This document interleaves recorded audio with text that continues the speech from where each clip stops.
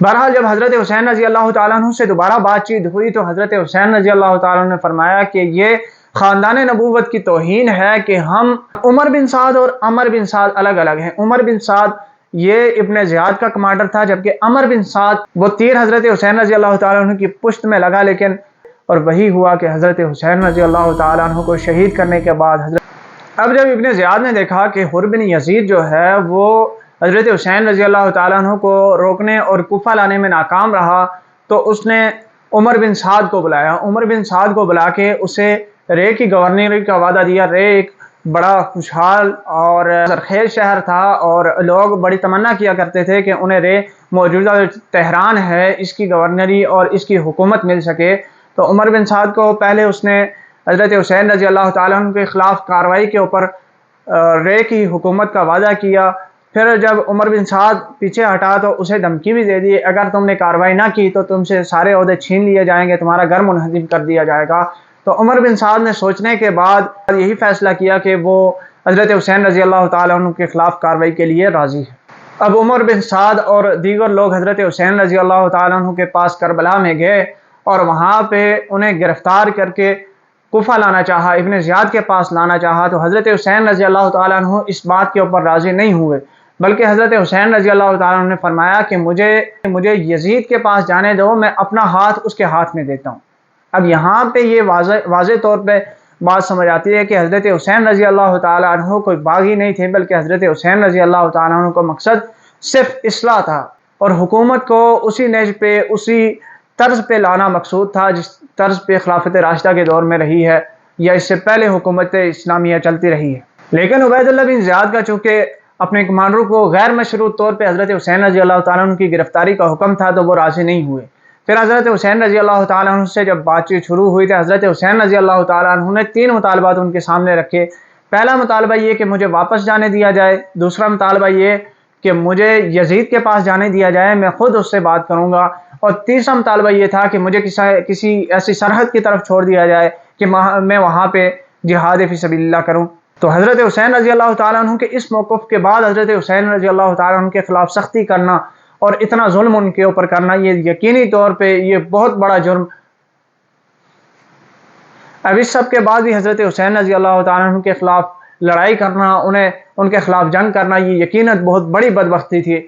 हत्ता कि हुर बिन यज़ीद ने कहा कि जिस तरह हज़रत हुसैन रज़ी अल्लाह ताला अन्हु ने हमारे सामने मुतालबात रखे हैं, अगर कोई काफिर भी ये मुतालबात हमारे सामने रखता तो हमारा इनके मुतालबात को रद्द करना किसी सूरत जायज़ ना होता। लेकिन उमर बिन साद मान गया और इब्न ज़ियाद को इस बात की खबर दी। इब्न ज़ियाद जो अभी इस बारे में सोच रहा था कि शिमर बिन ज़िलजोशन जो था उसने उबैदुल्लाह बिन ज़ियाद से कहा कि अल्लाह ने दुश्मन को आपके काबू में दे दिया। हज़रत हुसैन रज़ी अल्लाह ताला अन्हु जैसा बड़ा सियासतदान अब आपके काबू में है, आपकी सरजमीन से वो गिरफ्तार हुए बगैर अगर निकल गया तो ये आपकी तौहीन है। अब इब्न ज़ियाद जो पहले से ही उसके दिल में यही था कि हज़रत हुसैन रज़ी अल्लाह ताला अन्हु को गिरफ्तार करना चाहिए, हर सूरत गिरफ्तार करना चाहिए, अपनी सरजमीन से इस तरह नहीं जाने देना चाहिए। जब शिमर की राय आ गई तो शिमर की राय के बाद इब्न ज़ियाद ने दोबारा हुक्म दिया कि हज़रत हुसैन रज़ी अल्लाह ताला अन्हु को या तो गिरफ्तार किया जाए या इनके ख़िलाफ़ लड़ाई की जाए। बहरहाल जब हज़रत हुसैन रज़ी अल्लाह ताला अन्हु से दोबारा बातचीत हुई तो हज़रत हुसैन रज़ी अल्लाह ताला अन्हु ने फरमाया कि ये ख़ानदान नबूवत की तौहीन है कि हम इब्न ज़ियाद के पास जाएं और ऐसी हालत में अपनी गिरफ्तारी देते हुए जाएं। हम कुर्बान तो हो सकते हैं, हम अपनी जानें तो कुर्बान कर सकते हैं, लेकिन ऐसी ज़िल्लत वाली हालत में किसी के सामने पेश होना ये हमारी तौहीन है। हज़रत हुसैन रज़ी अल्लाह ताला अन्हु ने जब देखा कि इतनी नरमी दिखाने के बावजूद, इतना वाज़ेह मौक़िफ़ देने के बावजूद अगर ये हमारे ख़िलाफ़ हठधर्मी दिखा रहे हैं तो यकीनी तौर पे इनके सामने इनके मुतालबे के ऊपर झुक जाना ये हमारी शान के ख़िलाफ़ है। और जब हज़रत हुसैन रज़ी अल्लाह ताला अन्हु की उनके साथ बातचीत ख़त्म हुई, हज़रत हुसैन रज़ी अल्लाह ताला अन्हु वापस जाने लगे। उमर बिन साद को हुक्म आ गया कि वो हज़रत हुसैन के ख़िलाफ़ लड़ाई शुरू करें। अब उमर बिन साद और अमर बिन साद अलग अलग हैं। उमर बिन साद ये इब्न ज़ियाद का कमांडर था, जबकि अमर बिन साद ये दोनों हज़रत साद बिन अबी वक़ास रज़ी अल्लाह ताला अन्हु के बेटे हैं। अमर बिन साद जो हैं वो वाक़या हर्रा में یزید کی فوج کے خلاف لڑتے ہوئے شہید ہوئے ہیں، جبکہ عمر بن سعد جو ہے یہ ابن زیاد کا کمانڈر تھا جو حضرت حسین رضی اللہ تعالیٰ عنہ کے خلاف لڑائی میں شامل ہوا۔ حضرت حسین رضی اللہ تعالیٰ عنہ چونکہ اکتوبر کا یہ مہینہ تھا اور ہلکی سردی تھی، تو حضرت حسین رضی اللہ تعالیٰ عنہ نے ایک موٹا جبہ بھی پہنا تھا۔ حضرت حسین رضی اللہ تعالیٰ عنہ اپنے خیموں کی طرف جا رہے تھے کہ ایک عمر طہوری نامی ملعون نے حضرت حسین رضی اللہ تعالیٰ عنہ کی حضرت حسین رضی اللہ تعالیٰ عنہ پر تیر چلا دیا۔ وہ تیر حضرت حسین رضی اللہ تعالیٰ عنہ کی پشت میں لگا، لیکن حضرت حسین رضی اللہ تعالیٰ عنہ اس سے زیادہ زخمی نہیں ہوئے۔ ایک آدمی نے آواز دی اور اہل بیت کی توہین کرنا شروع کر دی اور یہ کہا کہ کیا تم نے حسین ابن علی ہیں؟ جواب دینے والے نے کہا جی ہاں۔ تو اس بدبخت ملعون نے یہ کہا کہ انہیں جہنم کی خوشخبری سنا دو۔ تو اس پہ حضرت حسین رضی اللہ تعالیٰ عنہ نے فرمایا کہ میرا رب رحمان ہے، مہربان ہے، اس کی اطاعت کی جاتی ہے، وہ معاف کرنے والا ہے، تم کون ہو؟ تو اس نے یہ جواب دیا کہ میں حویزہ کا بیٹا ہوں۔ تو حضرت حسین رضی اللہ تعالیٰ عنہ کا بے ساختہ ان کی زبان سے یہ الفاظ نکلے کہ یا اللہ اسے جہنم کی طرف کھینچ لے۔ تو اس موقع پہ حضرت حسین رضی اللہ تعالیٰ عنہ کی بددعا ایسی کرامت کے طور پہ ظاہر ہوئی کہ وہیں پہ وہ جس سواری کے اوپر بیٹھا ہوا تھا اس کا گھوڑا بدک گیا، اس کا گھوڑا ایسا بدکا کہ وہ گھوڑے سے گر گیا، لیکن اس کا جو پاؤں تھا وہ گھوڑے کے رکاب کے اندر پھنس گیا۔ اب جب گھوڑا تیز رفتاری کے ساتھ دوڑا اور ایک چٹان کے ساتھ لگا، تو کہتے ہیں مورخین نے لکھا ہے کہ اس کی جو ٹانگ تھی وہ رکاب میں ہی رہی اور جو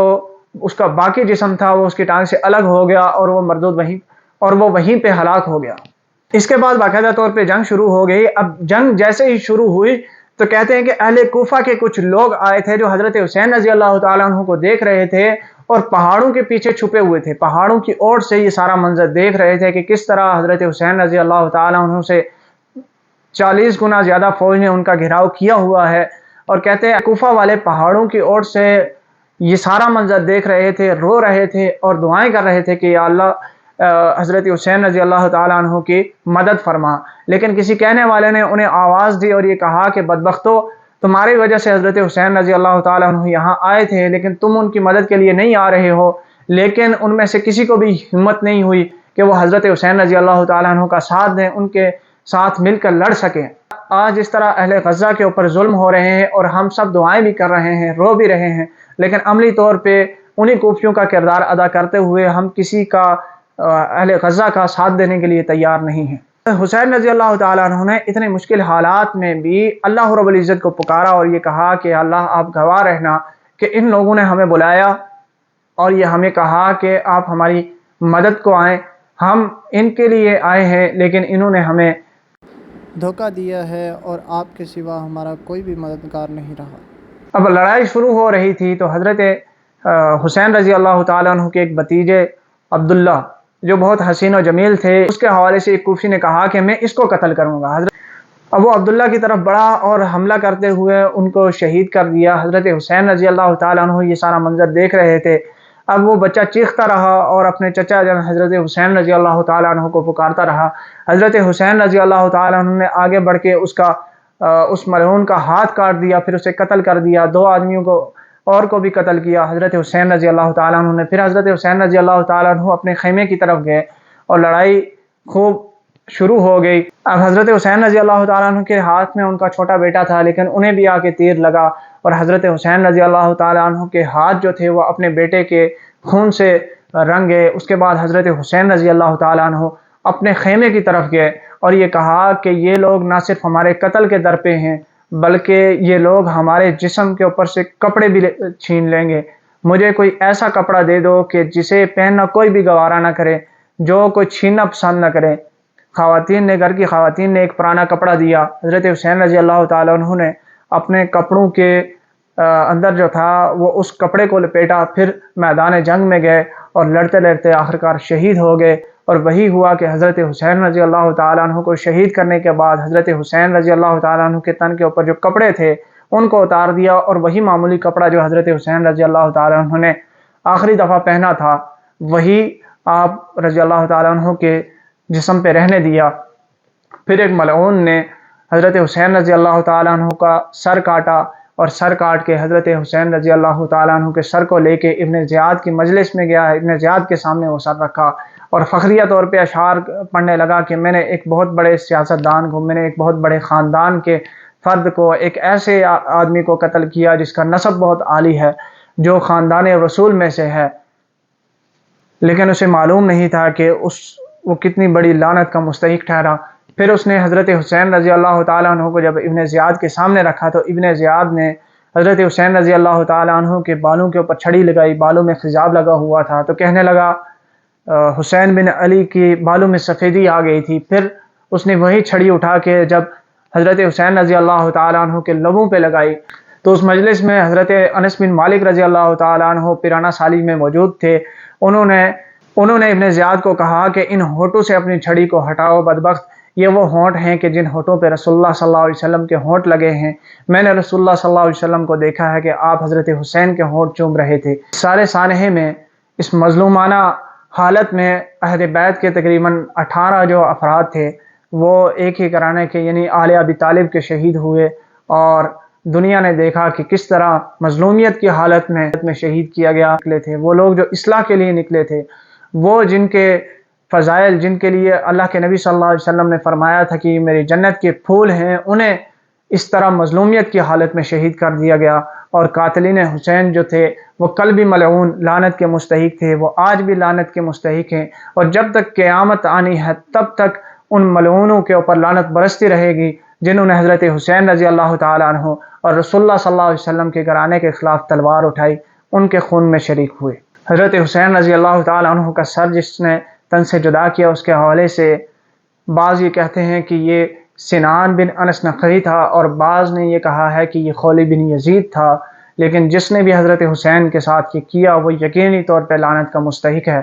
اب اس سارے سانحے میں بچنے والے علی بن حسین، جنہیں امام زین العابدین کہا جاتا ہے، صرف وہ تھے جن کی عمر اس وقت 23 سال تھی اور وہ بہت شدید بیمار تھے۔ امام زین العابدین اور گھر کی جو خواتین ہیں وہ ابن زیاد کے دربار میں لائی گئی، ان کے ساتھ ابن زیاد کا رویہ کیسا رہا، پھر ابن زیاد نے انہیں دمشق کی جانب بھیجا، دمشق میں یزید کا رویہ کیا تھا، اور حضرت حسین رضی اللہ تعالیٰ عنہ کی قتل کی خبر سن کے یزید کے کیا تاثرات تھے اس کے حوالے سے انشاءاللہ اگلی ویڈیو میں بیان کریں گے۔ جزاک اللہ خیر۔